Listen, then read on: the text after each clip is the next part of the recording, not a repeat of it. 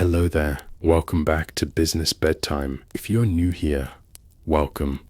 You found exactly the right place. Go ahead and get comfortable now.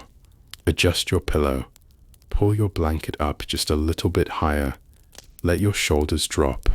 Let your jaw unclench. Let your feet go heavy. There's nothing you need to do tonight. Nothing to solve. Nothing to worry about. You don't have to remember any of this. You can just listen. Tonight, we're going to talk about a very old company, a very quiet company, a company that makes things very, very slowly, a company that has been around for almost 200 years and has almost never raised its voice. We're going to talk about HERMÉS. That's HERMÉS. You might say it like HERMÉS. Some people say HERMÉS. The French say HERMÉS. However you say it in your head is perfectly fine for tonight. HERMÉS is a French luxury company. They make handbags, they make scarves, they make ties and shoes and belts and saddles and blankets and perfumes and jewelry and home goods. They've been doing this since 1837. That's not a typo. 1837. They started by making harnesses for horses, and somehow, slowly, quietly, over nearly 2 centuries, they became one of the most valuable fashion companies on the planet. We're going to talk about how that happened. We're going to talk about the family that runs it. We're going to talk about the bags that people wait years to buy. We're going to talk about the quiet scandals and the legal battles and the strange, sleepy drama that surrounds a company that mostly just wants to be left alone to sew things very carefully. And we're going to do all of that very slowly. So, let's begin. Take a breath in and let it out. And let's go back to Paris in 1837. Un des pintores sur une île. A saddler in Paris. Imagine a city in the 1830s. Not the Paris you might know from movies. Not the Paris of the Eiffel Tower, because the Eiffel Tower didn't exist yet. The Paris of the 1830s was a different kind of city. Narrow streets, cobblestones, the smell of horses everywhere, because horses were how people moved. Horses pulled carriages, horses delivered goods, horses carried important people from one part of the city to another. And if you had horses, you needed harnesses. A harness is the leather equipment that connects a horse to a carriage. It's a complicated thing, actually. Lots of straps and buckles and fittings. It has to be made carefully, or it doesn't work right. A badly made harness could mean a runaway carriage. It could mean injury. So people cared about their harnesses. Wealthy people cared a lot. And in 1837, a man named Thierry Hermès opened a shop in Paris to make harnesses. Thierry, that's the name. Thierry Hermès. He was born in 1801 in a town called Krefeld, which is now in Germany, near the French border. His parents were innkeepers. He grew up watching people pass through, watching travelers come and go. At some point he learned the craft of saddlery and harness making, and in 1837, when he was 36 years old, he moved to Paris and opened his workshop. The workshop was in a neighborhood called the Grands Boulevards.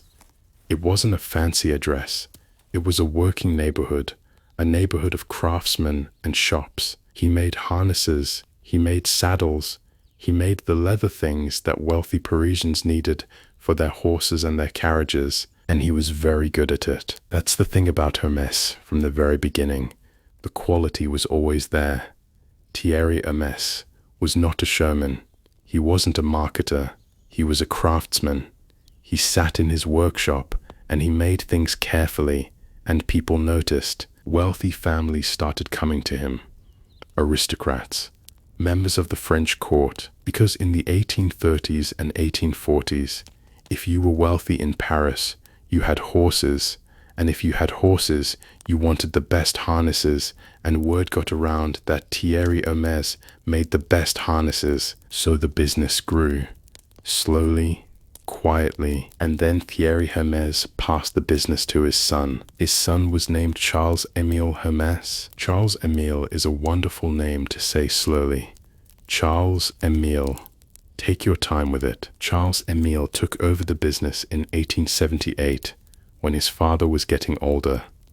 And Charles Emile made a decision that changed everything. He moved the shop. He moved it to a new address, 24 Faubourg Saint-Honoré. That address, 24 Faubourg Saint-Honoré.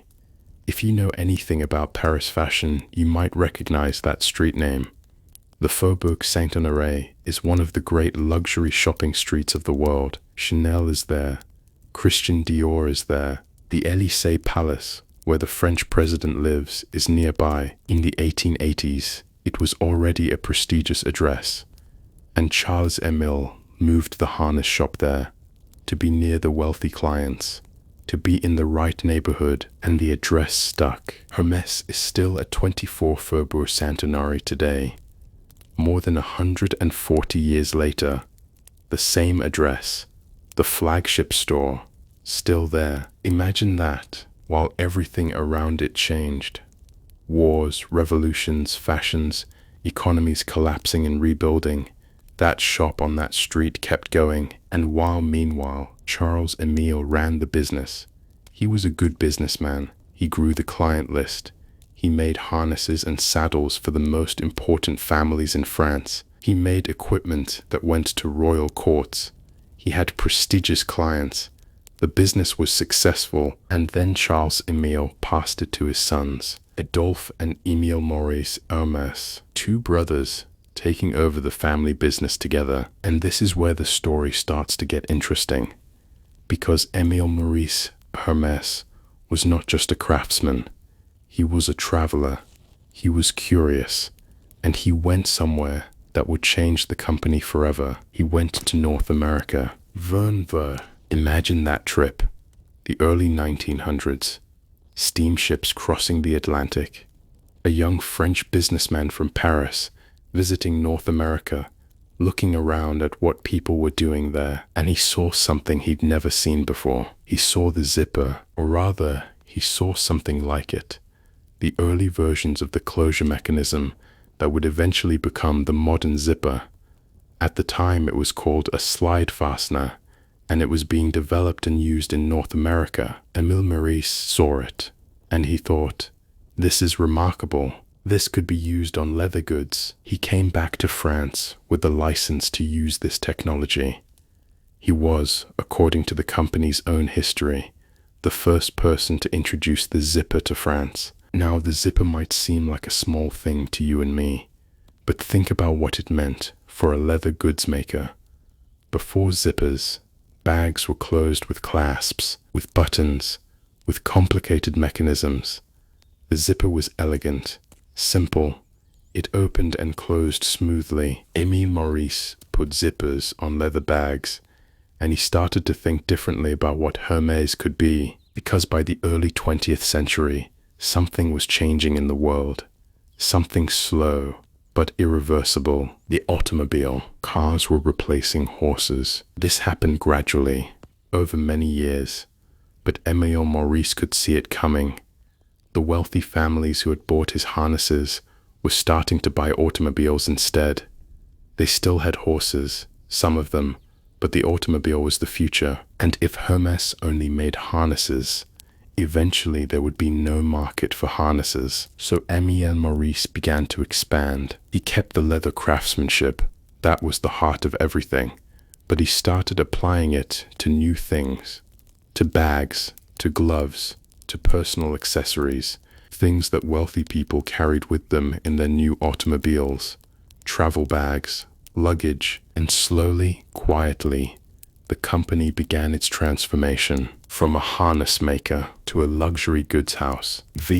Let's pause here for a moment. Feel the weight of your body against whatever you're lying on. Feel how heavy your hands are. Good. The story of Hermès so far is really just the story of a family making things carefully for a long time. There's no dramatic founding story, no eureka moment, no garage startup. Just a craftsman in Paris who was good at what he did, and children who kept going, and a grandson who saw an opportunity and slowly, carefully changed what the family made. That's it, really. That's the foundation. And this patience, this slowness, this willingness to just keep going carefully for generation after generation is probably the most important thing about Hermès. Everything else grows from that. So let's continue. The next generation to take the helm was Émile Maurice's son-in-law. His name was Robert Dumas, and Robert Dumas married into the family in 1929. Yes, 1929, the year of the great financial crash, the year the stock market collapsed, and the world economy went into what would become the Great Depression. Not a great year to join a luxury goods company, and yet Hermès survived. And the reason Hermès survived is interesting and very Hermès. They didn't panic. They didn't dramatically change what they were doing.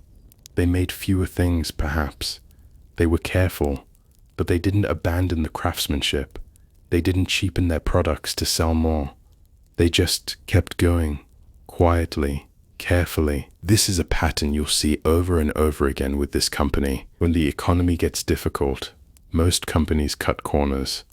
Hermès tends to just wait, to keep making things carefully and wait for things to stabilize. And meanwhile, in the 1930s, something else was happening. The famous silk scarf was being born. Via Boré, the Hermès silk scarf. The carré, that's the French word for square. In 1937, exactly 100 years after Thierry Hermès opened his harness shop, Hermès introduced its first printed silk scarf. It was called La Duchesse de Bourgogne, the Duchess of Burgundy. It featured a horse-drawn carriage because of course it did. Horses were still very much part of the Hermès identity. The scarf was made of silk, real silk from China, and it was printed with a design that covered the entire square of fabric. At the time, scarves weren't quite the status symbols they'd become. They were accessories, practical things sometimes. But the Hermès scarf was different. It was art on fabric. The designs were intricate. They were colorful. They were hand-drawn by artists commissioned by the house, and they caught on, slowly, as most things do with Hermès. Over the following decades, the silk scarf became one of the most recognized luxury accessories in the world. Women wore them around their necks, around their wrists, on their heads, on their handbags, in their hair. New designs were introduced regularly, each one a different work of art. By now, Hermès has produced thousands of different scarf designs, thousands, and each scarf is made the same way it was in 1937. Silk from China, hand-drawn designs, careful printing, rolled edges sewn by hand. The process takes months, and the scarves start at around $400 for a scarf. But people buy them and collect them and resell them. There's a whole secondary market for vintage Hermès scarves because they're beautiful and because they last. A well-cared-for Hermès scarf from the 1950s still looks like a Hermès scarf. The silk holds up, the colors don't fade easily, they're made to last, and that's the thing about Hermès. Everything is made to last. Now, let's talk for a moment about the most famous thing Hermès makes, the bag, specifically two bags, the Kelly bag and the Birkin bag. These are probably the most famous handbags in the world, possibly the most valuable handbags in the world in terms of resale prices, and the stories of how they got their names are wonderful. Let's start with the Kelly. The bag that would become the Kelly was designed in 1935. Originally, it was called the sac à dépêche, the dispatch bag. It was a small structured bag with a distinctive shape, a trapezoid body, a flap closure, a single top handle, a lock and key. It was a beautiful bag, but it wasn't yet famous. And then, in 1956, something happened. A photograph was taken. In 1956, Grace Kelly was one of the most famous women in the world. She was an American movie star. She'd been in films by Alfred Hitchcock. She'd won an Academy Award. And she had recently married Prince Rainier of Monaco, making her a real princess. And in 1956, she was photographed by a magazine called Life. The photograph showed her holding a bag, a structured bag with a flap closure, in front of her body, in a way that seemed, perhaps, to be covering her midsection. She was, at the time, pregnant. Whether she was using the bag intentionally to conceal her pregnancy or not, we don't know. But the photograph circulated, and people noticed the bag, and people started calling it the Kelly bag, after Grace Kelly. Hermès didn't name the bag after her right away. That came later, in 1977, when they renamed it officially the Kelly with her permission. Grace Kelly, Princess of Monaco, gave her name to a handbag, and the bag became iconic. The Kelly bag today starts at around $7,000 for the most basic version. Some versions cost $40,000, $50,000, $60,000. Exotic leather versions, crocodile, ostrich, can cost hundreds of thousands. And still, people wait to buy them. But we'll talk about the waiting in a moment. First, let's talk about the Birkin. HERMÉS. The Birkin bag. This is the one everyone talks about, the most famous handbag in the world, arguably, and it was invented on an aeroplane. In 1981, a woman named Jane Birkin was on a flight from Paris to London. Jane Birkin was a British actress and singer living in France. She was known for her music, for her relationship with Serge Gainsbourg, for her effortless style. On this flight, she was seated next to a man. The man was Jean-Louis Dumas, the chief executive of HERMÉS at the time. A member of the Hermès family, he was the son of Robert Dumas. Jane Birkin had her straw basket with her, her everyday bag, and it was a bit disorganized apparently. Things were falling out. She was shuffling things around, and Jean-Louis Dumas watched this and said something to the effect of, "You need a bag with pockets." And she said something to the effect of, "When Hermès makes one, I'll use it." And he said, "I'm from Hermès." And on the rest of that flight, they sketched out a design together, on a paper bag apparently, or on the back of something. The story varies slightly depending on who tells it, but the core is the same. Two people on a plane sketching a bag together, and that bag became the Birkin, named after Jane Birkin, launched in 1984, and it became something else entirely, something no one predicted. The Birkin bag became a financial asset. That's not hyperbole. People buy Birkin bags the way some people buy gold or art, as investments, because over decades the resale prices of Birkin bags have gone up consistently. Studies have been done on this. Actual financial research. One analysis compared the return on investment of Birkin bags to the stock market and to gold over a period of decades, and found that Birkin bags outperformed both. A basic Birkin bag starts at around $10,000 at the Hermès store. But, and this is the strange part, you often can't just walk into a Hermès store and buy one. You have to wait. The waiting list. The Hermès waiting list. For years, Hermès maintained a formal waiting list for Birkin and Kelly bags. Some people waited years, literally years, to be offered the opportunity to purchase the bag. The waiting list was eventually officially discontinued. Hermès said it no longer existed, but the scarcity remained. You still generally can't walk into a store and say, "I'd like a Birkin, please," and walk out with one. You build a relationship with the store, with the sales associate. You buy other things, scarves, belts, home goods. You demonstrate that you're a loyal customer, and eventually maybe you're offered a bag, or you go to the secondary market where Birkin bags sell for 2, 3, 4 times the retail price, sometimes more. A rare crocodile Birkin in an unusual color can sell at auction for hundreds of thousands of dollars. The most expensive Birkin ever sold at auction sold for around $500,000 for a handbag, and Hermès does this intentionally. The scarcity is the point. Visoid. Let's take a slow breath here. Let your thoughts drift for a moment. Imagine a workshop somewhere in France. Quiet, probably in a small town. Artisans sitting at workbenches, leather on the table in front of them, tools arranged neatly to the side. Each Birkin bag is made by one person, not a team, not an assembly line. One artisan. The artisan selects the leather, cuts it, stitches it. The stitching is done by hand, using a technique called saddle stitching. 2 needles, 1 thread, going in from opposite sides. It creates a stitch that's stronger than machine stitching, because if one thread breaks, the others hold. It takes many hours to make one bag. Some sources say it takes 15 to 20 hours.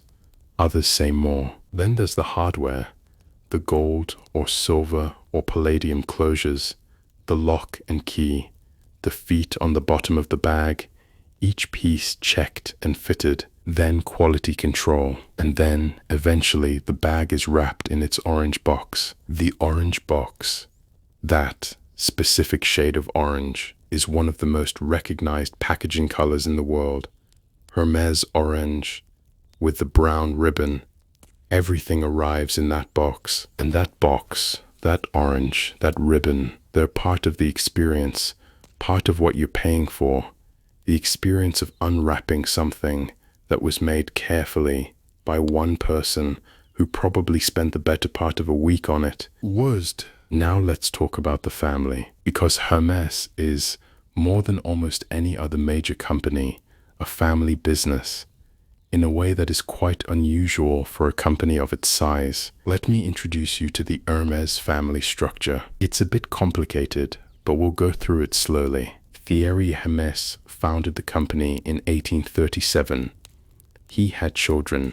Those children had children. The company passed through the generations. Charles-Émile, then Adolphe and Émile Maurice, then Robert Dumas, who married into the family, then Jean-Louis Dumas, Robert's son, the man on the airplane with Jane Birkin. Jean-Louis Dumas ran the company for a very long time. He was creative director and chief executive from 1978 to 2006. He was the one who launched the Birkin bag. He was the one who expanded HERMÉS from a primarily French brand to a global one. He opened stores in Japan and the United States and across Asia. Under his leadership, HERMÉS became truly international. He stepped down in 2006. He passed away in 2010, and the company passed to the next generation. Today, the company is run by Axel Dumas, who is a great-great-great-grandson of Thierry Hermès. He became chief executive in 2013, and he runs the company with a style that is very, very Hermès. Quiet, careful, not interested in attention. He almost never gives interviews. When he does give interviews, he says careful, measured things about craftsmanship and tradition and not growing too fast. He's like the company itself, in a way. Very composed, not flashy, not interested in being famous. And the family as a whole is quite extraordinary. There are many, many descendants of the original HERMÉS family, dozens and dozens of them, and they hold a very large share of the company. Together, the family owns somewhere around 67% of HERMÉS, in a world where most luxury brands have been acquired by large conglomerates. LVMH owns Louis Vuitton and Christian Dior and Givenchy and many others, and Kering owns Gucci and Saint Laurent and Balenciaga. HERMÉS remains stubbornly, independently, a family business, and they protect that independence fiercely, which brings us to the first piece of quiet drama in this story, the LVMH affair, the quiet ambush. They Eis Injury Meester, LVMH. Those 4 letters stand for Moët Hennessy Louis Vuitton. LVMH is the largest luxury goods conglomerate in the world. It's controlled by a man named Bernard Arnault. And Bernard Arnault is very good at acquiring luxury brands. Over the decades, he's built LVMH into a collection of over 70 luxury brands, wines and spirits, fashion, jewelry, cosmetics, watches, hotels. It's enormous, and somewhere around 2010, Bernard Arnault decided he wanted Hermès. Now, this is not a story about a takeover that worked.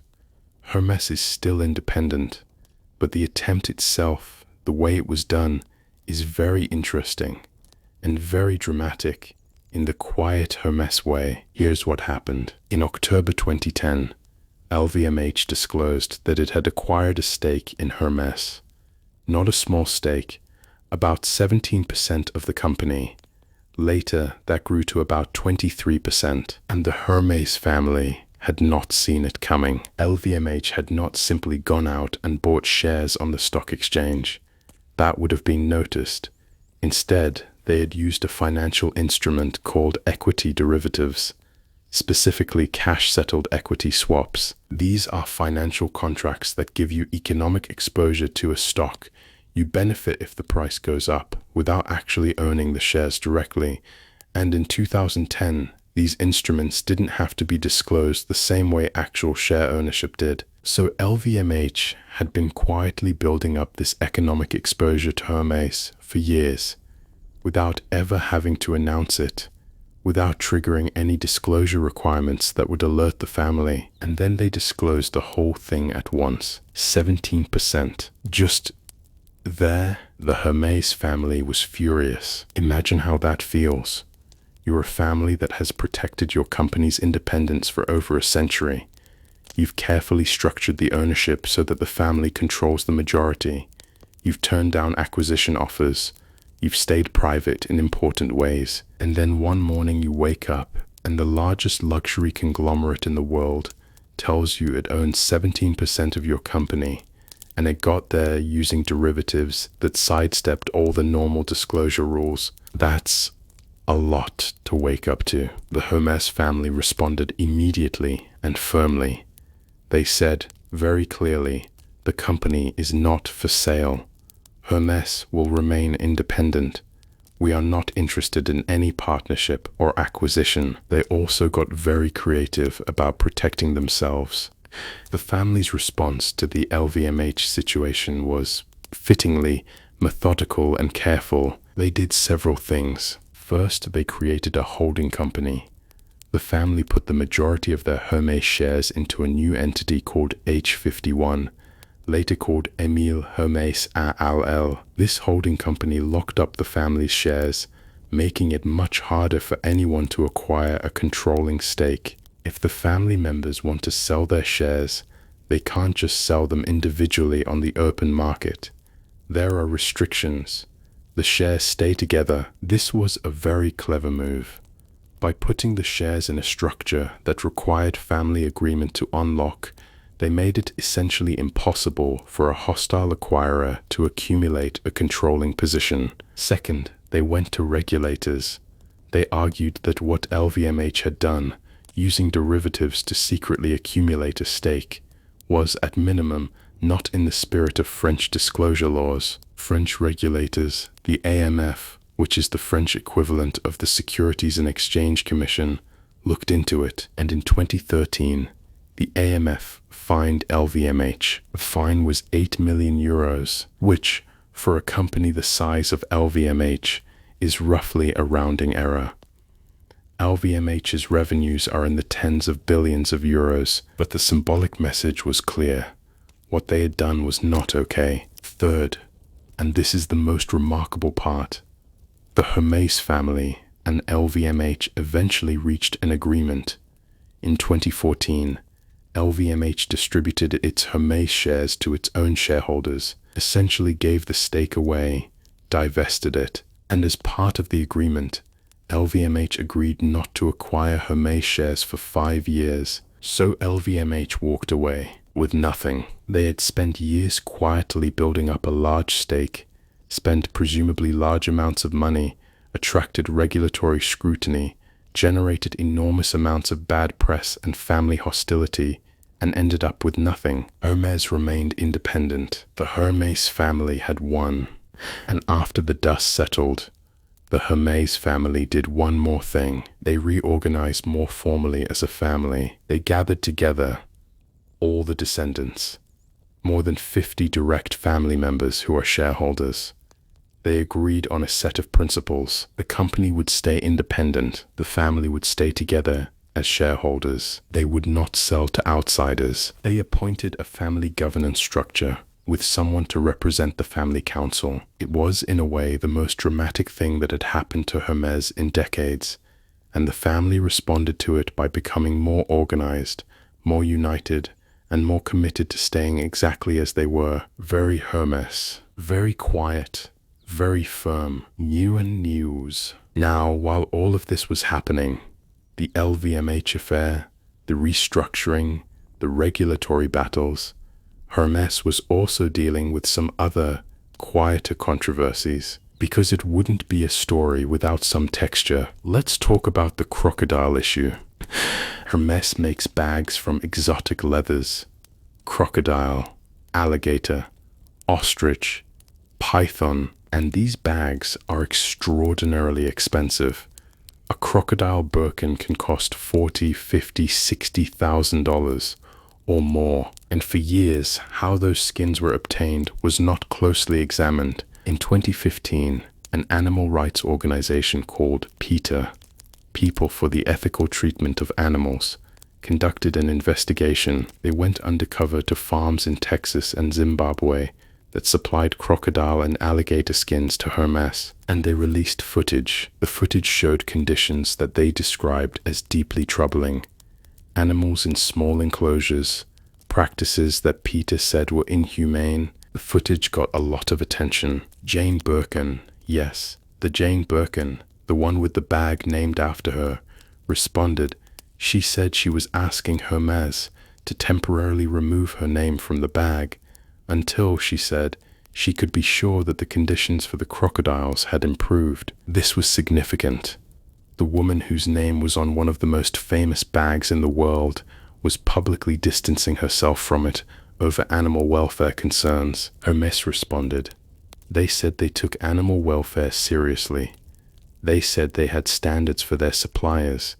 They said they were investigating. A few months later, Jane Birkin said she was satisfied with Hermès' response and was happy for her name to remain on the bag. The situation resolved, at least publicly, but the underlying issue, the sourcing of exotic skins, continued to be a topic.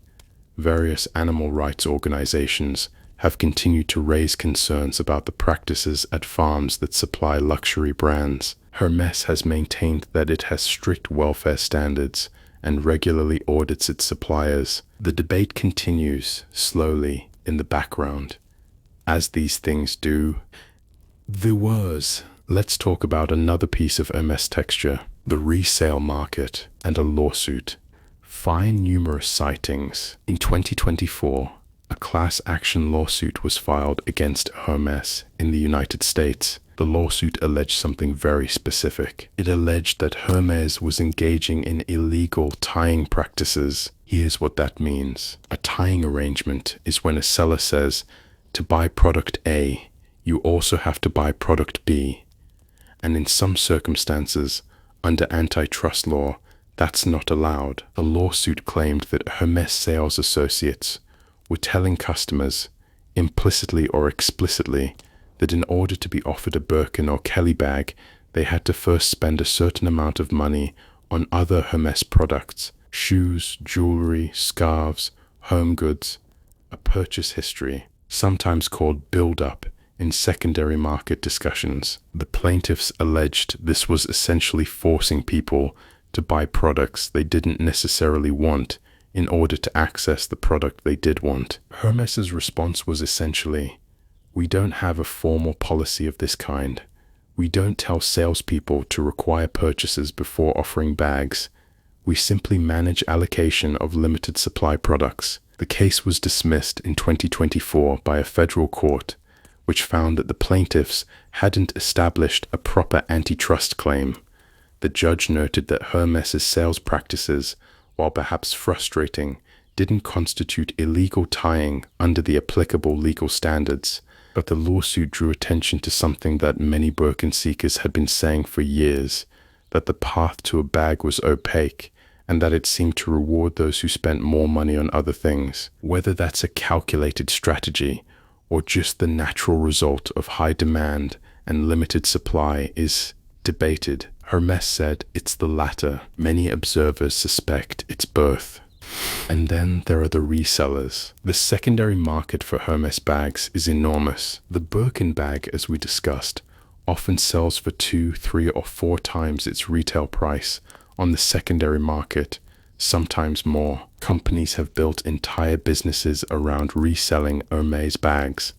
The Real, Vestiaire Collective, Fashion File, dozens of online and in-person consignment shops. And then there are the independent resellers, people who somehow acquire bags through building relationships with stores, through the open market, through various channels, and then sell them at a profit. Some of these resellers are remarkably sophisticated. They track which stores have inventory. They know which sales associates might have allocation. They study which leathers and colors command the highest premiums on the secondary market. Hermès doesn't love this. The company has said repeatedly that it doesn't want people buying bags just to resell them, that the bags are meant for people who will use them and love them. There have been reports of Hermès flagging accounts, refusing to sell to people who are suspected of being resellers rather than genuine customers. But it's difficult to enforce, because the bags are sold legitimately, and what someone does with them afterward is their own business. And so the secondary market thrives, right alongside the primary market, a whole shadow economy built around the scarcity of very expensive bags. Let's rest for a moment. Feel your breathing in and out. The room around you is quiet. If you're listening to this late at night, everything outside is probably still, or almost still. And somewhere in a workshop in France, someone might be stitching leather very carefully, slowly, by hand. It takes a long time to make a beautiful thing, and Hermès has made a business out of that patience. All right, let's continue. The family, the fabric, and the fortune. Let's talk about money. Hermès, despite its quietness, is one of the most valuable companies in the world. Let's put that in context very slowly. The market capitalization of Hermès, which is the total value of all its shares combined, has at various points exceeded 200 billion euros. 200 billion euros for a company that makes handbags and scarves and silk ties. For comparison, companies like Ford or Delta Airlines or many major banks are worth less than that. Hermès, a company that was making horse harnesses in the 1800s, is worth more than many very large industrial corporations. In 2021, 2022, and beyond, Hermès stock was among the best performing stocks in Europe. It kept going up and up and up, even when other luxury stocks dipped, even when the broader economy was uncertain. Part of this is because of the customer base. Hermès customers are by and large very wealthy people, and very wealthy people are relatively insulated from economic downturns. A person with $100 million doesn't stop buying Hermès scarves because the economy softens. Part of it is the scarcity model. Because Hermès deliberately doesn't make too many bags, there's no inventory glut, no sales, no discounts. The price always stays firm, and part of it is the brand mystique, the accumulated weight of nearly 2 centuries of careful quality.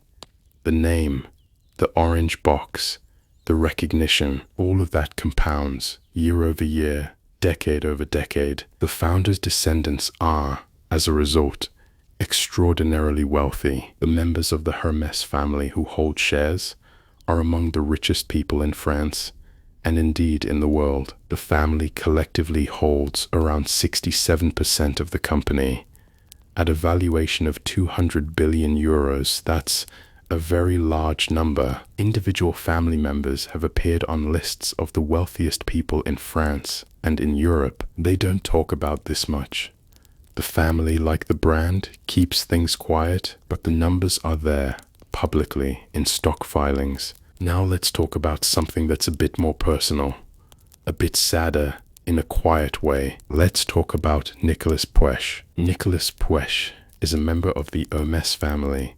He's a grandson of Émile Maurice Hermès, one of the sons who took over from the founder's son, which makes him a great-great-grandson of the original Thierry Hermès. He was one of the largest individual shareholders in the company, with a stake worth billions of euros. And a few years ago, news emerged that he had made some unusual decisions about his fortune. In 2023, it was reported that Nicolas Puech had announced his intention to donate a very large part of his HERMÉS fortune to his gardener, a man named Mehdi Benali, who had worked for Nicolas Puech for many years, taking care of his property in Switzerland. Nicolas Puech had no children.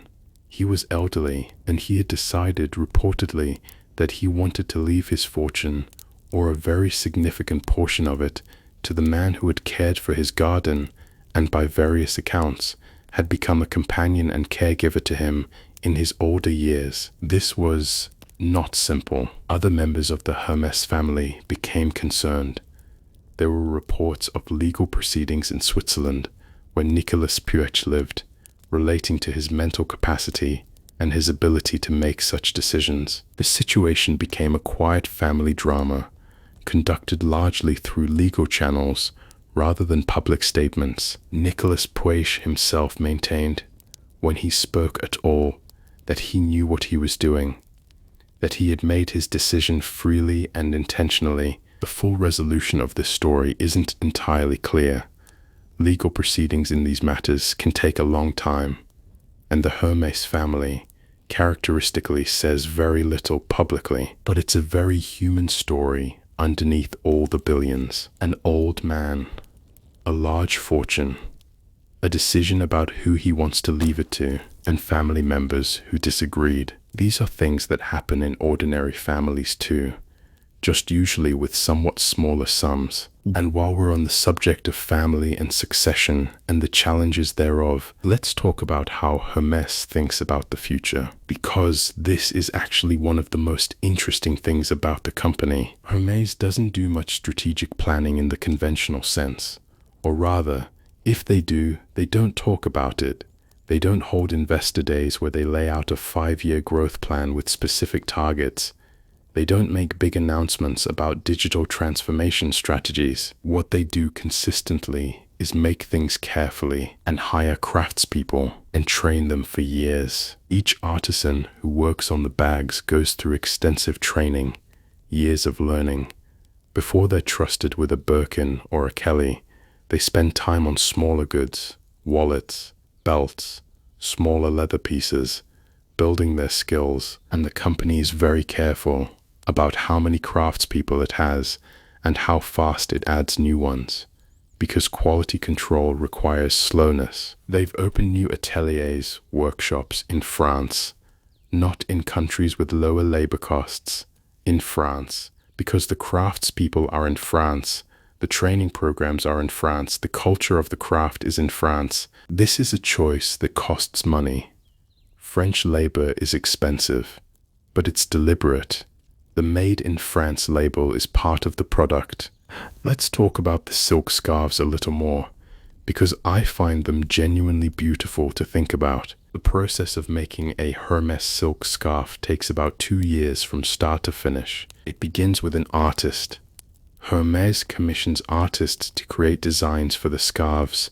These are proper artists, painters, and illustrators who spend months creating the original artwork. A single scarf design can take many months to paint. Then the design is prepared for printing.